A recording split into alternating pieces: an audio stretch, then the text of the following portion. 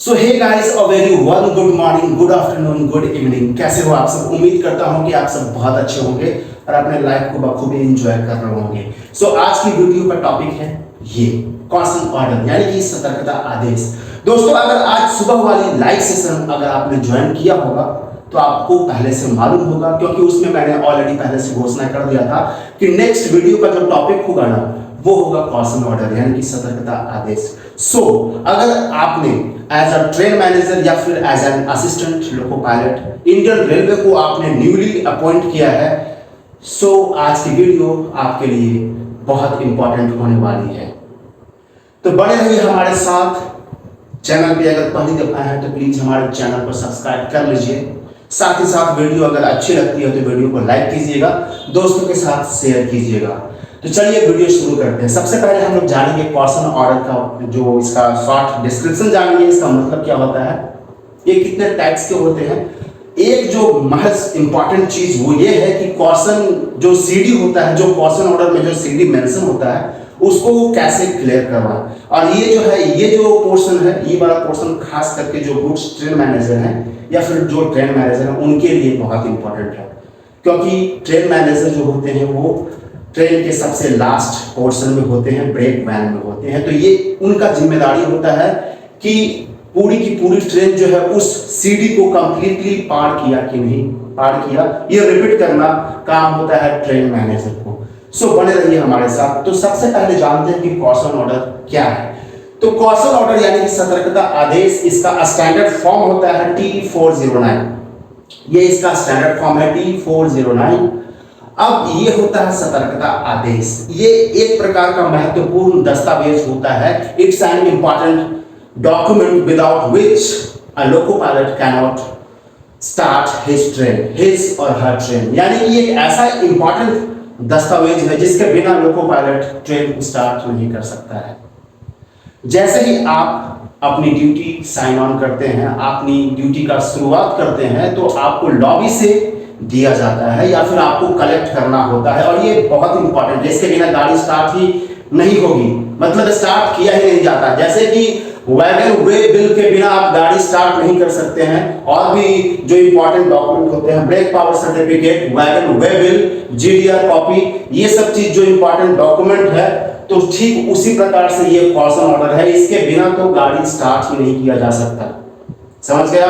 तो ये लेना बहुत जरूरी है। ये इशू किया जाता है कॉशन नोटिस स्टेशन के द्वारा। ये कॉशन नोटिस स्टेशन के द्वारा इशू किया जाता है, और जहां से आप ड्यूटी की शुरुआत करते हैं वहां से ये इशू किया जाता है। यानी कि आप लॉबी से ड्यूटी की शुरुआत करते हैं, वहां से ये इशू किया जाएगा, या फिर ओरिजिनेटिंग स्टेशन होता है वहां से इशू किया जाता है। और ऐसे तो ये कहीं से भी इशू किया जाता है इन इमरजेंसी सिचुएशन। अगर इमरजेंसी में कोई अगर तात्कालिक अगर कोई स्पीड का जो रिस्ट्रिक्शन होता है वो अगर इम्पोज हो गया, तो उस कंडीशन में उस पर्टिकुलर स्टेशन से इसको इशू किया जाएगा। तो ये है कॉशन ऑर्डर। अब बेसिकली कॉशन ऑर्डर हमारे पास है, इसमें क्या क्या इंपॉर्टेंट इंफॉर्मेशन होते हैं वो मैं आपको बता दे रहा हूं। और ये जो है स्टैंडर्ड वाला फॉर्म नहीं है, ये है प्रिंटेड फॉर्म है। तो बेसिकली ज्यादातर जगहों पे प्रिंटेड फॉर्म ही यूज होता है, क्योंकि कॉशन ऑर्डर जो इसका स्टैंडर्ड फॉर्म होता है T409, इसमें 7 या 8 कॉलम होते हैं। 7-8 कॉलम में, जबकि ये कॉशन का जो लिस्ट होता है ये लंबा होता है, 20-25 लिस्ट होता है। कभी कभी अगर लंबा सेक्शन है तो उस कंडीशन में तो 20-25 कॉलम, तो इसके लिए आपको T409 का 2-3-4 पेज इसको यूज करना पड़ेगा। So in that case printed form use किया जाता है। तो ये हमारे पास जो है पुराना है, ये प्रिंटेड फॉर्म है। इसमें सबसे पहले सीरियल नंबर होता है, सीरियल नंबर 1 2 3 4 5 जो भी हो। आप जिस सेक्शन में जा रहे हैं, आप जिस सेक्शन में जा रहे हैं, तो उस सेक्शन का कॉशन ऑर्डर होगा, तो उस सेक्शन का कॉशन ऑर्डर आपको लेना है। तो उस सेक्शन में जितने सारे कॉशन होंगे उन सब का सीरियल नंबर होगा एक साइड में, जैसे यहाँ पे आप देख सकते हैं। उसके बाद होगा station code, from station to station, यानी कि किस किस स्टेशन के बीच में वो कॉशन लगाया गया है, वो जो स्पीड का रिस्ट्रिक्शन है लगाया गया है, ये यानी कि टू स्टेशन फ्रॉम स्टेशन होगा। उसके बाद ये मास्ट नंबर होता है। मास्ट नंबर यानी कि होल सेक्शन मास्ट नंबर इतना से इतना के बीच में वो कॉशन का जो रिस्ट्रिक्शन है वो लगाया गया है, तो मास्ट नंबर भी दिया रहेगा।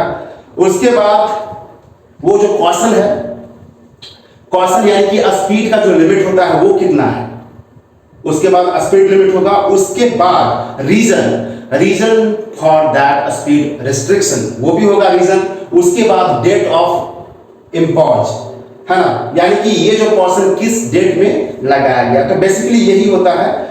और उसके बाद यहाँ पे सेक्शन होगा, ऊपर में यहाँ पे ट्रेन नंबर लिखा होता है, उसमें ट्रेन नंबर आपको लिखना होता है, या फिर अगर स्टेशन से इशू किया जाएगा तो वो लिख करके दिया जाएगा। तो ट्रेन नंबर होता है, फिर किस स्टेशन से इशू किया गया है तो वो स्टेशन उस कॉशन ऑर्डर में मेंशन किया होगा। उसके बाद सेक्शन, किस सेक्शन के लिए वो कॉशन ऑर्डर इशू किया गया है, सेक्शन उस पर्टिकुलर सेक्शन यानी कि जिस सेक्शन में आपको काम करना है वो भी होगा। उसके बाद रेलवे होगा, SC railway, east coast railway जो भी है, SECR रेलवे। फॉर्म नंबर तो जो इसका है T409 वो होगा, और उसके बाद डेट होगा। फिर उसके बाद बहुत सारे इंपॉर्टेंट कॉन्टैक्ट होते हैं, कॉन्टैक्ट नंबर होते हैं, यही सब चीज होता है। तो अब बात करते हैं कि कॉशन ऑर्डर कितने प्रकार के होते हैं। तो ये जो है डिविजनल यानी कि T409 ये है डिविजनल कॉशन ऑर्डर। इसके दो और टाइप है, दूसरा है नील कॉशन ऑर्डर, ये पहला हो गया कॉशन ऑर्डर जिसको हम लोग DCO कहते हैं, डिविजनल कॉशन ऑर्डर। दूसरा होता है नील कॉशन ऑर्डर, इसको बोलते हैं TA409, T/A409 ये नील होता है। और दूसरा है तीसरा है रिमाइंडर, REMINDER,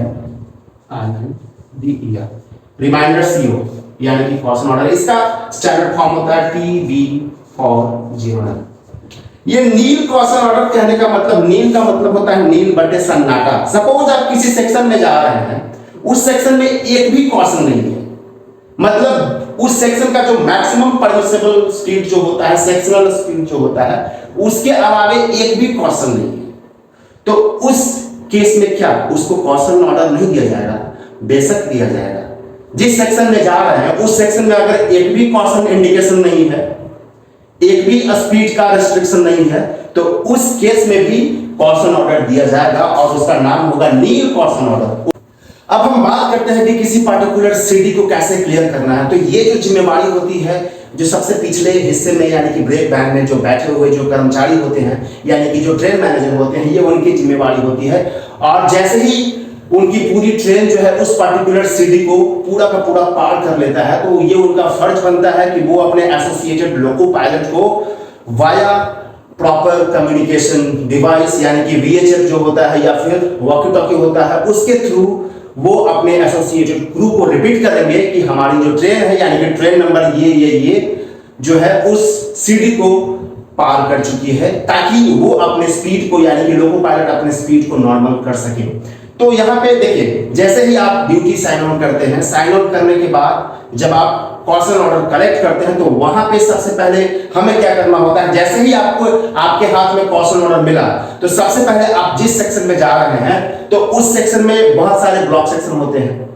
जैसे कहने का मतलब, हम जा रहे हैं अगर झारसुगुड़ा टू राउरकेला जा रहे हैं, सपोज एक हम बात कर रहे हैं, तो हमारा अगर सेक्शन है झारसुगुड़ा टू राउरकेला, तो झारसुगुड़ा से राउरकेला के बीच में बहुत सारे स्टेशन मिलेंगे, तकरीबन 12, 13, 14, तो इस तरीके से स्टेशन मिलेंगे। तो हर दो स्टेशन के बीच का जो रनिंग लाइन होता है ब्लॉक सेक्शन होता है। तो पर्टिकुलर दो स्टेशन के बीच में सीडी है कि नहीं है, ये हमको देखना है। तो आपकी गाड़ी किस ब्लॉक सेक्शन से पार कर रही है ना? ये पूरा का पूरा जो सेक्शन होता है वो कई छोटे छोटे ब्लॉक सेक्शन में बटा होता है ना? तो जैसे ही आपके हाथ में कॉशन ऑर्डर मिलता है, तो उसमें आप सबसे पहले आपको मार्क करना होता है। आपके पास टाइम होता है, तो आपके पास टाइम है तो सबसे पहले आप मार्क कर लीजिए कम से कम 30 और 45 और 30 या फिर समटाइम्स 15 होता है। तो उन सारे सीडी को आप हाइलाइटर से या फिर आपके पास पेन है तो उसको मार्क कर लीजिए, हाईलाइट कर लीजिए कि आपको पर्टिकुलर उस सीडी को क्या करना है, क्लियर करवाना है। ठीक है, मार्क कर लिया, वहां से ही आपकी ड्यूटी स्टार्ट हो जाती है। अब आपने ट्रेन में चार्ज लिया, आपकी ट्रेन स्टार्ट हुई, तो सपोज यहाँ पे मैंने एक एग्जांपल लिया है कैसे उस सीडी को पार कराना है। तो सपोज यहाँ पे मैं एक ब्लॉक सेक्शन का यहाँ पे एग्जांपल लिया, वो दो स्टेशन का यहाँ पे नाम मैंने लिखा है, उसका शॉर्ट कोड मैंने लिखा है। एक है DIH यानी कि धलुआडीही, ये है धलुआडीही स्टेशन का शॉर्ट कोड, और दूसरा है BMB बामड़ा। तो ये दोनों स्टेशन के बीच में एक सीडी है, वो सीडी है 20 का सीडी है, 20 kmph, 20 kmph का सीडी है। अब जैसे ही आपकी गाड़ी जो है धलवाड़ी छोड़ी है ना, गाड़ी जैसे ही धलवाड़ी स्टेशन पार किया, तो अब धलवाड़ी और बामड़ा के बीच में ये जो दो मास्ट है, ठीक है, यहाँ पे मास्ट, क्योंकि कॉशन ऑर्डर में आपका प्रॉपर मास्ट नंबर भी लिखा रहता है कि मास्ट नंबर इतना से लेकर के मास्ट नंबर इतना के बीच में वो सीडी क्या है, लागू है। तो मास्ट नंबर 480 का 24, 480/24 और दूसरा 480/22, यानी कि ये डाउन डायरेक्शन है, डाउन लाइन है ये, ठीक है। इधर है धलवाड़ी और इधर है बामड़ा।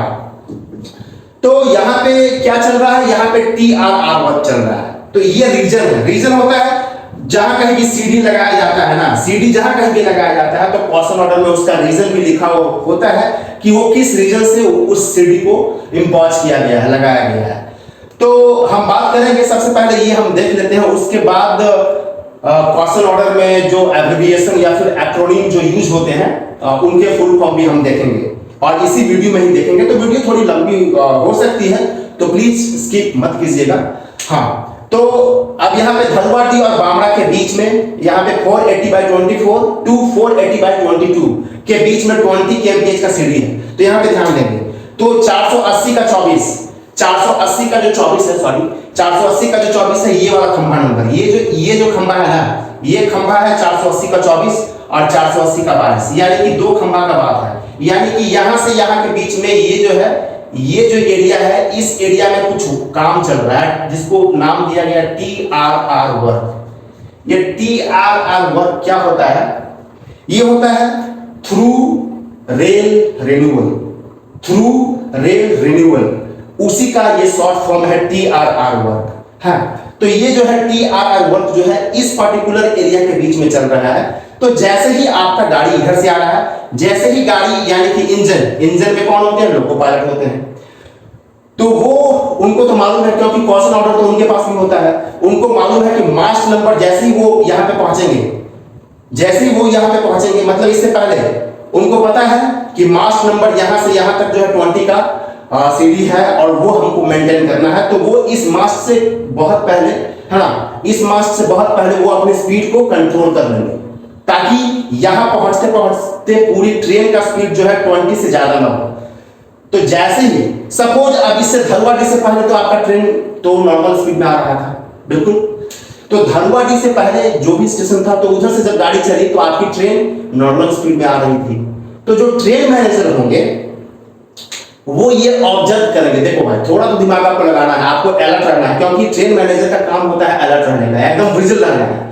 तो जैसे ही स्पीड कम होगी आपका, सपोज इससे पहले जो सेक्शनल स्पीड था 60 था या फिर 90 था, 100 था, जो भी है, तो इससे ज्यादा ही स्पीड था, तो अचानक से स्पीड में जब कमी होगी तब आपको तो माइंड में तो क्लिक करेगा, अरे भाई स्पीड क्यों रिड्यूस हुआ, है ना। तो वहीं से आपका माइंड काम करना शुरू, लगता है कि सीडी है क्या। तो जैसे ही स्पीड कम हुआ तो आपको ये सोच लेना है और फट से आपका निगाह कहाँ होना चाहिए, कॉशन ऑर्डर में। ओहो स्पीड तो कम हुआ है, इसका मतलब कि धलवाड़ी पार हो गया है और ये 20 का सीडी जो है आने वाला है। तो आप जैसे ही स्पीड कम हुआ तो ये चीज आपको माइंड में आना चाहिए कि सीडी आने वाली है। तो अब धीरे धीरे जो है 20 का स्पीड मेंटेन करते हुए लोको पायलट जो है अपनी ट्रेन को यहां से यहां तक धीरे धीरे पार करेगा, ठीक है, वो 20 का स्पीड। और ये 20 का स्पीड कब तक मेंटेन रहेगा, जब तक कि वो पूरी की पूरी ट्रेन, यानी कि जो ट्रेन मैनेजर होंगे, ये खंभा नंबर 480 का 22, ये जो नंबर है सॉरी ये जो खंभा है 480 का 22 यानी कि 480/22, तो उनका ब्रेक वाहन जब तक यहां ना पहुंच जाए, यानी कि इस खंभा को जैसे ही पार करेगा, इस मास्ट को जैसे ही पार करेगा, तो फिर वो जो ट्रेन मैनेजर होंगे वो बोलेंगे अपने एसोसिएटेड क्रू को कि loco pilot of train number ये 20 CD ओवर, है ना। तो वो बताएंगे अपने मास्टर को कि loco pilot of train number X 20 CD over हो चुका है, अब आप अपनी ट्रेन की स्पीड को नॉर्मल कर सकते हैं। तो मेरे हिसाब से आप समझ गए होंगे कि कैसे सीडी क्लियर करवाना है। हाँ, आपको तो अलर्ट रहना है। अब हम बात करते हैं कुछ ऐसे एक्रोनिम यानी कि एब्रिविएशन की जिसका यूज आपके क्वेश्चन ऑर्डर में बखूबी किया जाता है, जैसे कि TRR वर्क। TRR वर्क इसका मतलब होता है थ्रू रेल रिन्यूअल। दूसरा है TSR work, TSR through sleeper renewal. तीसरा है जो कि बहुत आपको सुनने को मिलेगा PQRS वर्क। तो PQRS जो येलो कलर का जो बड़ा बड़ा मशीन जो आपको दिखाई देता है, तो वही है PQRS का मशीन होता है। तो बेसिकली इसका फुल फॉर्म होता है plaser quick relaying system. Plaser quick relaying system. एक और टर्म यूज होता है LWR। इसका मतलब होता है लॉन्ग वेल्डेड रेल। उसके बाद OES ओबे इंजीनियरिंग साइन या फिर सिंबल, जो भी हो, ओबे इंजीनियरिंग साइन। तो बेसिकली मोटा मोटी यही कुछ इंपॉर्टेंट एक्रोनिम है, और ऐसे यूज तो और भी होते हैं। तो आज के वीडियो में बस इतना ही। मिलते हैं नेक्स्ट वीडियो में, और वीडियो कैसी लगी कमेंट में जरूर बताइएगा। और वीडियो मेरे हिसाब से लंबा हो गया है तो उसके लिए माफी चाहता हूं। सो मिलते हैं नेक्स्ट वीडियो में, तब तक के लिए टेक केयर। जय हिंद, जय भारत, जय भारतीय, एंड कीप सपोर्टिंग अस।